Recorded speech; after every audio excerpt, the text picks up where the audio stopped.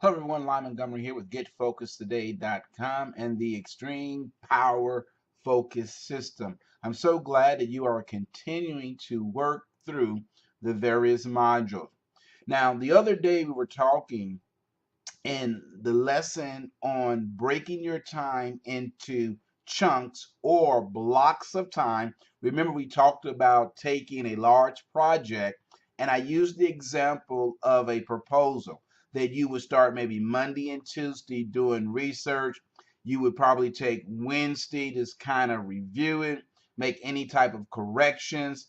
You may take 2 days to do that, and then Thursday or Friday actually send it out. So you take a large project and you break it into smaller portions of what we call chunks. Now, I want to pick up on that because there were a couple of things that, as I thought about it, that you may not quite understand. And so I want to do this additional video on chunking to help you be able to take a large project and break it down, and also to incorporate some tools and some techniques that you can use to make your chunking more effective, more efficient, so that you can be more productive.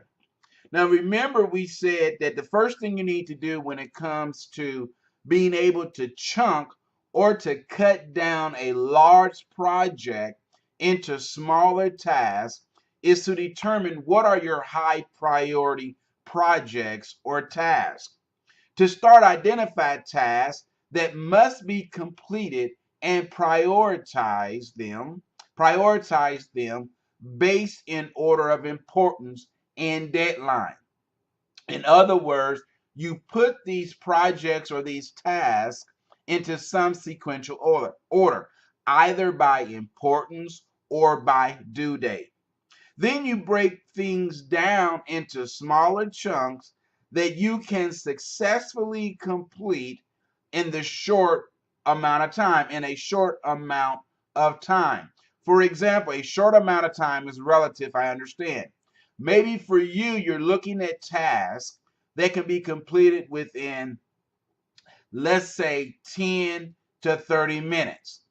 Anything that goes beyond 30 or 40 minutes or even an hour, you may break it into two separate tasks.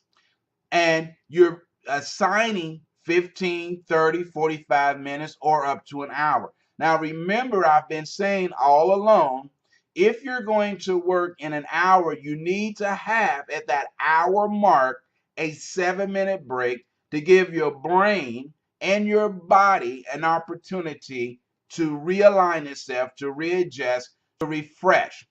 Remember, I've said before, and I say it again, that your physiology influences your psychology. So just by moving, getting up, allowing rich blood to oxygenate throughout your body by walking will allow you to be refreshed. I'll give you that boost of energy so that you can refocus and get the work done that needs to get done.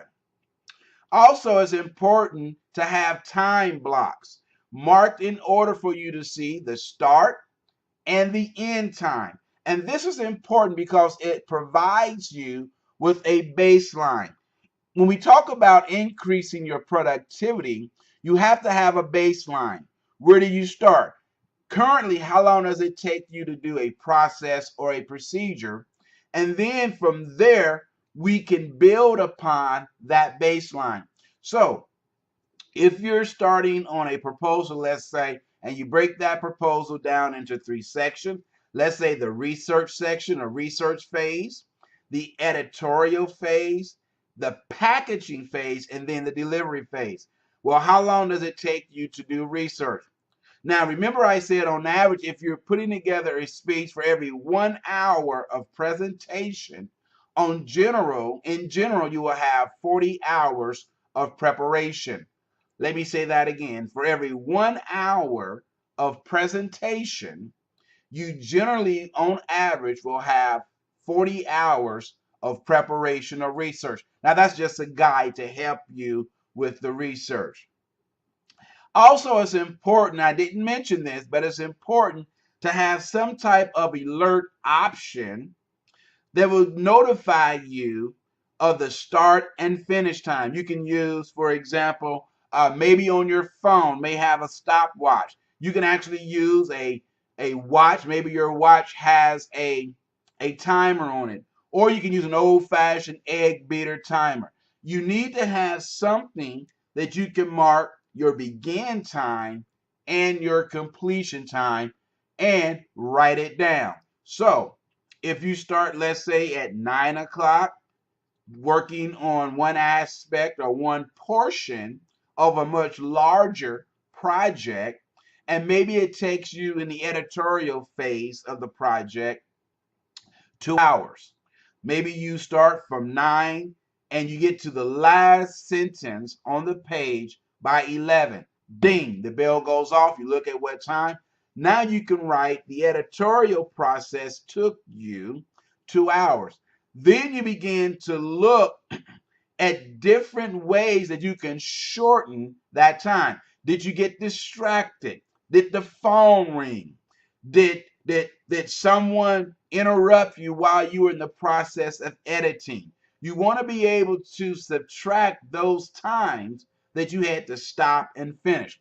That's why I love using the stopwatch feature on my phone, because if I've been interrupted, I can simply hit stop and it will stop right where I'm at, and I will write down stopped at, let's say, 10:05.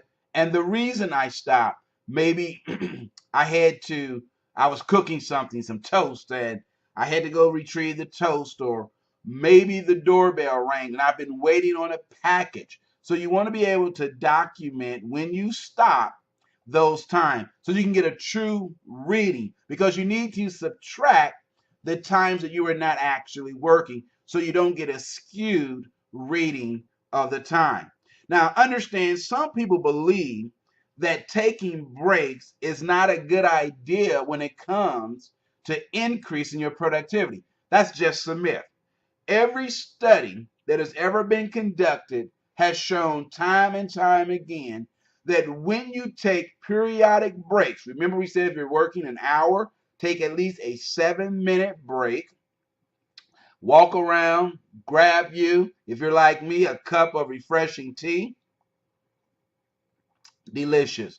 Maybe get a drink of water. You also want to stay hydrated.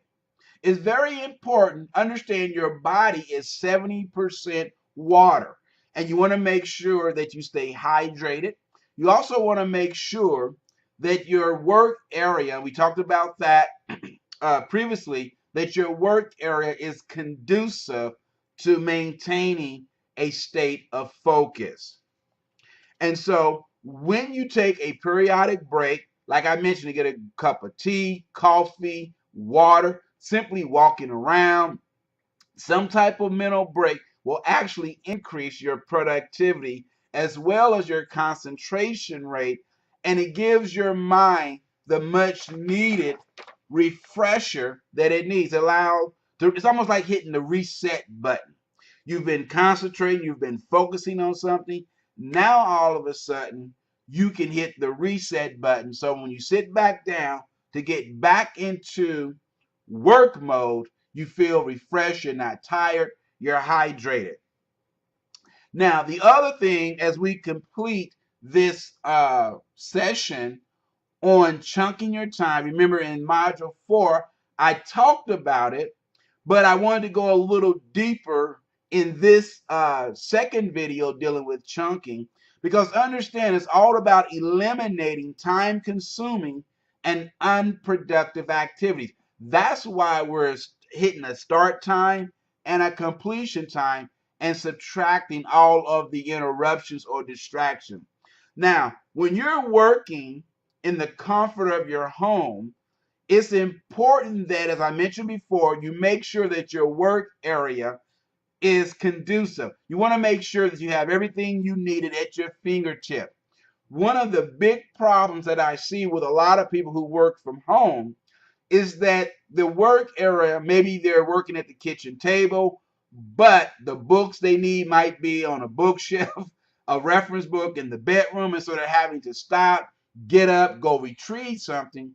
You want to make sure that you have the things that you need readily available so that you're not distracted and wasting time searching for those things that you need. Now, if you're working from an office like I do, you also want to limit the interruption. And if you haven't had a chance, go back and review the video lesson where I talked about 3 different types of distractions. Remember, we talked about psychological or mind distraction. We talked about people distractions or interruption, also process distraction. So go back and review those lessons if you need to, and it will provide you with some great opportunities, some great ideas and strategies to deal with those distractions. Also, when we divide our work into chunks, it provides us with the best strategy to use our time wisely. You heard me say before, what's the best way, have you heard it said rather, what's the best way to eat an elephant? One bite or one chunk, no pun intended, at a time. Now, this would not only help you successfully complete your task, but it would also give you a chance to achieve greater productivity as well. And so I wanted to share these few tips with you as you continue to chunk away at your project. And so, again, this was something that I mentioned very briefly, but when I went back over my notes, I thought I probably should do a second video to go deeper into why it's important to chunk and also some apps that you can use and some tools. Just a quick review. You want to make sure that you have some type of timer, whether it be on your smartphone device, egg beater timer, or it could just simply be maybe you have a stopwatch uh, on your watch or something of that nature. And you want to write down when you're interrupted. So, as always, get focused, regain your focus so what? You can stay focused. I'll see you as we continue with Module 4.